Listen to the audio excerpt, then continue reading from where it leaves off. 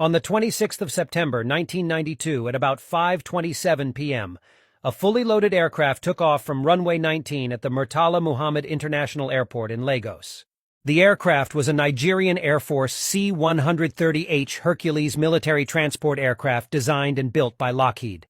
The pilot, 40-year-old Wing Commander Justice Para Owe Alabosan, and his co-pilot, Wing Commander Mamadi, had their eyes set on their destination, the city of Kaduna, in northern Nigeria.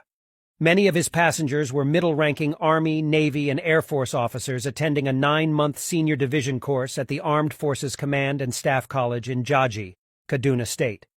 Alabosan, one of the finest pilots in the Nigerian Air Force, was promoted to a wing commander only 24 hours earlier.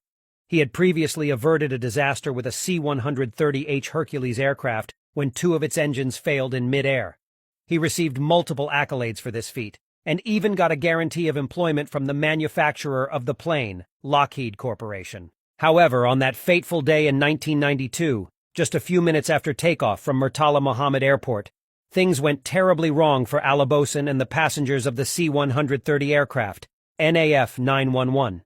Only 3 minutes after takeoff, the first engine failed, and the plane started to glide dangerously low. The pilots attempted to make a return to base. It was a race against time, but it was a race they were bound to lose. Then a second engine failed. They decided to ditch the aircraft inside the Hay-Jigbo Canal and even deployed the water landing gear. Then the third engine also gave way. 3 out of the 4 engines had failed when the aircraft was barely 500 feet above the ground. It all happened so fast. In just 3 minutes, the aircraft was lying in a tropical mangrove swamp after it narrowly missed a creek, nestled among raffia palms. The NAF 911 crashed a mere 10 kilometers away from the airport. All passengers on board were killed. C-130 aircrafts have 4 engines, 2 on each side. It can manage to fly with 3 engines, or in worse conditions with 2, 1 on each side. The NAF 911 had only 1 functional engine when it crashed. 90% of the 32-meter-long aircraft was submerged in the deep swamp not too far from the Lagos State low-cost housing estate Hay-Jigbo. The Eagle had crashed, and with it came crashing the dreams of a whole generation of officers, some of the very best of the African military. Trapped in the belly of the aircraft were several majors who were full of dreams and ambitions that, in about 9 months, stars would be added to their Eagles, and they would become the newest lieutenant colonels in town. Also trapped were their colleagues from the Nigerian Air Force, with the ranks of squadron leader and lieutenant commanders from the Navy. Swallowed in the belly of the C-130 were also young students of the Nigerian military school, Zaria, alongside civilians, relations, and friends of military officers, some of whom either were accompanying their proud wards to Kaduna and those who just joined for a casual lift. Unconfirmed sources at Jaji put the death toll between 200 and 300, saying that the passengers included many officers recently transferred from Jaji and Zaria, but who still had to go back to collect their salaries, as payment in their new postings had not been formalized. Many other civilians who regularly enjoyed free rides with their military friends were also believed to have been trapped in the disaster. For an aircraft designed to have a maximum payload of 21 tons and a troop-paratroop capacity of 150 men, the aircraft was clearly overloaded. The government, however, maintained an official figure of 159 passengers. The crash revealed the utter helplessness of the rot called the Nigerian Air Force. If the exact figure of the passengers was not clear, what was very clear is that no single soul survived the crash. And to date, it remains one of the worst military aviation disasters worldwide. The crash wiped off many fine and brilliant officers. Officers of the 19, 20, 21, and 22 regular courses of the Nigerian Defense Academy were badly hit. The list of the 159 names officially listed as passengers of the Hercules plane released on the 1st of October 1992 included 7 lieutenant colonels and 96 majors from the Nigerian Army. The Air Force lost 26 officers, including the pilots and the crew. The Nigerian Navy lost 16 lieutenant commanders. The Ghanaian Armed Forces lost 5 officers, while Tanzania, Zimbabwe, and Uganda lost 1 officer each. The aircraft was one of the first in the Air Force fleet, and it was reportedly long overdue for major repairs and overhaul. Inside sources claimed the Air Force had found it very difficult to overhaul its fleet owing to lack of funds. The crashed NAF 911 was to be flown to Germany on the 27th of September for repairs. Although the Air Force image makers tried to whitewash the whole thing, the Nigerian Air Force was in a mess. It was poorly funded and was neck-deep in debt.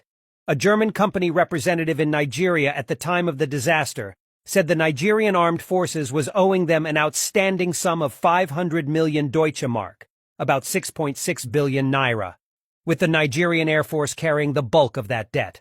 The next day, the 27th of September, the ever-busy officers' mess at the Command and Staff College became a ghost town, emptied of its vibrant atmosphere. The 150 cars purchased for the dead officers from the 500 million naira loan given to military officers simply waited for owners who would never return. It was a very dark day for all at Jaji. Probably the most heartbreaking chapter of the story was the tardiness with which the rescue attempts were handled. The top military commanders who were supposed to coordinate the whole rescue effort did not even know anything had gone wrong until hours later. There was no functional helicopter from the Air Force to convey a rescue team, not until a private airline, Aero Contractors, provided them with one. The team got to the scene 40 minutes after the crash, but could not provide an immediate rescue operation, and the officers would remain trapped in the aircraft wreckage until about 16 hours later, when the first corpse was eventually lifted from the site. It was a day of disgrace for the Nigerian Air Force. Even though it had 6 large Puma helicopters for search and rescue, not one was okay. They were all scrap material. Nigeria simply did not have the machinery or system to initiate, conduct, or coordinate such a sophisticated rescue operation. The governor of Lagos State, Sir Michael Otedola, had to call in Julius Berger to assist with pulling out the aircraft. For the investigation, the Nigerian government set up a board of inquiry in early October 1992. The board was made up of service chiefs and aviation experts, with Rear Admiral Elegbede heading the panel. To this day, 30 years later, its report has never been formally released to the public, fueling a lot of conspiracy theories. On the 5th of October 1992, bodies of the victims were lowered into their graves in Abuja, signaling the end of an entire generation of officers. Although they died in the most tragic circumstances, their nation buried them with all the pomp and pageantry. In August 2021, some newspapers reported that 30 years after the crash, the families of the victims of the disaster remained abandoned. The promises made to them by the Babangida government remain unfulfilled. Promises that included houses, cars, and training of the children of the officers who paid the supreme price while on national duty to the country were never honored. It is noteworthy that a few states, particularly Lagos, Ogun, Oyo, Osun, and Ondo states, provided decent houses to widows of officers from these states. In Benue State, dilapidated houses were allocated to the widows. Abia State would only provide house if widows provide lands. In fact, most of the widows and their children were thrown out of their various barracks, even before accommodations were provided outside the barracks for them. Most states in the north, however, failed to provide accommodation relief to the widows. Apart from the disregard to the terms of conditions of service, the widows were also denied their husbands' gratuities.